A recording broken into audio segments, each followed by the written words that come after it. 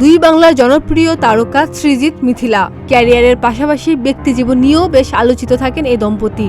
তাহসানের সঙ্গে দীর্ঘ 11 বছরের দাম্পত্য ভেঙে ওপার বাংলার পরিচালক সৃজিত মুখার্জিকে বিয়ে করেন মিথিলা।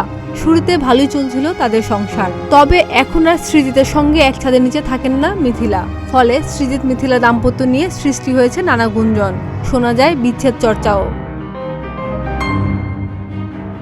সৃজিত প্রাক্তন প্রেমিকাকে বুকে টেনে অতীতের হিসেব নিকেশ জানতে চেয়েছিলেন। সৃজিতের এমন সব ইঙ্গিতের সঙ্গে বিচ্ছেদ জল্পনাও উঠে তুঙ্গে। মিথিলাকে নিয়ে এখনও তার অনুরাগী বা ভক্তদের আগ্রহ অনেক। তাদের অনেকেরই প্রশ্ন, আসলে কি বিচ্ছেদের পথে হাঁটছেন সৃজিত মিথিলা?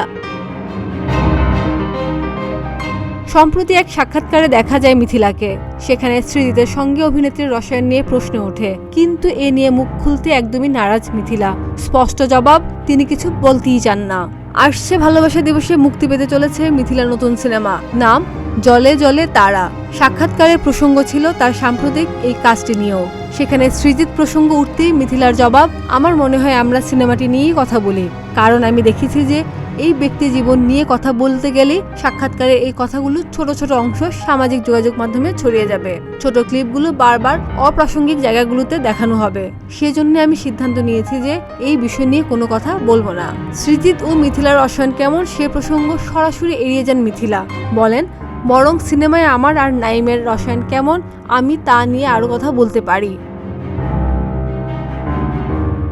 সরকারি অনুদানপ্রাপ্ত জলে জলে তারা সিনেমায় সার্কাস কন্যা হিসেবে দেখা যাবে মিথিলাকে। অভিনেত্রীর বিপরীতে দেখা যাবে ছোট পর্দার জনপ্রিয় মুখ FS নাইমকে। খাদিজা নিপা, প্রতিদিনের বাংলাদেশ।